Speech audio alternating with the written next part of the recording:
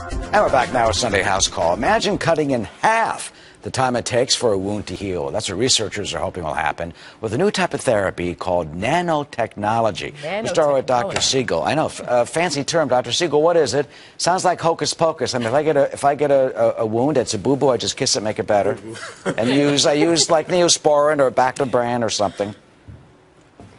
Eric, if you kiss your wound, you're going to get more bacteria in it. So I really hope you don't kiss it.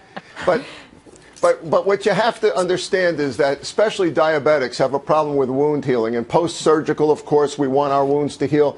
But it turns out there's this enzyme called Fidgetin-2, a technical term.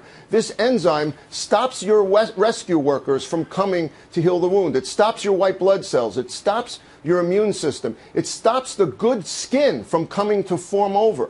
So now scientists have figured out a genetic way to block that bad enzyme from forming. And they take this treatment and they package it up in nanoparticles, which means microscopic, Eric. That's what you want to know what it is. It's a microscopic particle that gets right to the source of the wound and heals it. Now, your next question, I anticipate, which is you want to know when this is going to be in the doctor's office. Yeah, can I go down to CVS and get...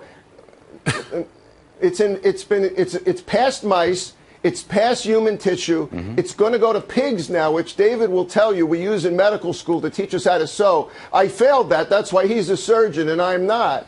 But from pigs, it'll get to the doctor's office a few years away. All right, so Dr. Samadi, what is it? I mean, you can go to the shelf, and is it like a Band-Aid? Is it a thing? You put it on the skin? What exactly is it?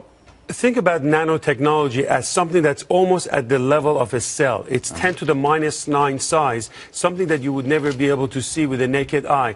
Nanotechnology is a very, very hot field. And for a lot of people who want to make money in the future, pay attention to what is it? We don't care about stocks and all this stuff. We don't know what it is. Do you go to the shelf and you put it on your skin like a Band-Aid? How does this make the wound heal? The way it works is the vehicle that's going to be in the area that can bring more blood flow, more of the cells to do healing. A cream or a salve or a salve? Well, right now we'll see how it's going to pan out. Right now it's all investigation, and right now it's a clinical trial. As Mark said, it's in mice, and it's going to go to pig. So we'll see how it's going to pan out. But nanotechnology is good for treatment of diabetes in the future. It's going to deliver chemotherapy right at the cells. So these are vehicles that can be put in on, we can give you an injection, and those nanotechnology can really go in and be directed to the areas where they have to go. So for diabetes, for healing, for chemotherapy, for cancers, it's really the way of future. So you see like it can be an injection if you get a wound, and that'll make the wound heal faster.